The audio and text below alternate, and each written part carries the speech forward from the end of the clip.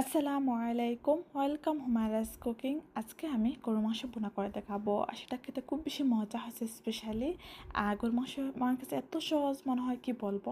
প্রথমে আমি দিয়ে দেবো একটু কাটা পেঁয়াজ। আমি ফ্রিজে রেখেছিলাম, ডিপ ফ্রিজে যাওয়ার জন্য একটু শক্ত হয়ে গেছে, আমি হাত দিয়ে এভাবে করে ভাঙবো আর কি। তারপরে একটু কাটা পেঁয়াজ একটু বেশি করে দিব। কাটা পেঁয়াজ দিয়ে করলে আমার কাছে এত বেশি মজা হয়, কি বলবো। স্পেশালি গরু মাংস, আমি গরু মাংস সবসময় এত আমার কাছে ইজি মনে হয়, আর একটু বেশি কাটা পেঁয়াজ দিলে খুব বেশি মজা হয়। এখন দিচ্ছি আমি 3 চামচ রসুন। আপনারা সব কিছু একটু পরিমাণ মতো দিয়ে দিবেন। আর কার কার সহজ মনে হয় গরু মাংস রান্না, আমার তো খুব বেশি সহজ লাগে গরু মাংস রান্না করতে। এখন দিচ্ছি হলুদ 2 চামচ। হলুদ একটু বেশি পরিমাণ দিলে মানে কালারটা সুন্দরও আসে, আর খেতেও মজা হয় আর কি। 2 চামচ দিলে ভালো হয় আমার কাছে মনে হয়।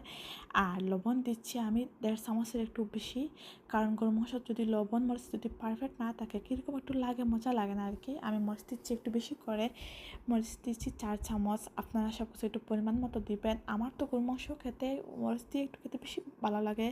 আর এখন দিয়ে দেবো ধনিয়া গুঁড়া। আমি একটু পরিমাণ মতো দিচ্ছি, 4 চামচ হবে।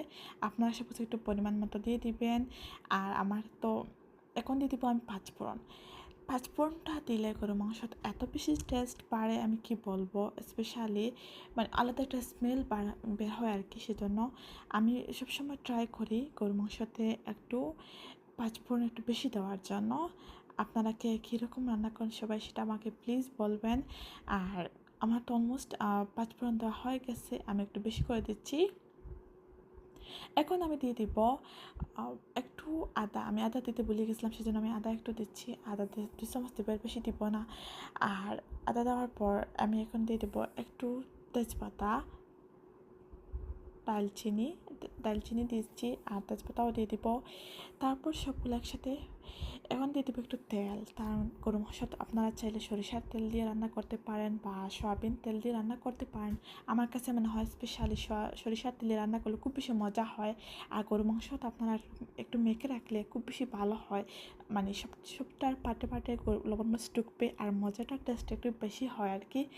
আমি সবসময় ট্রাই করি একটু হাতে হাতে মেখে রাখার জন্য।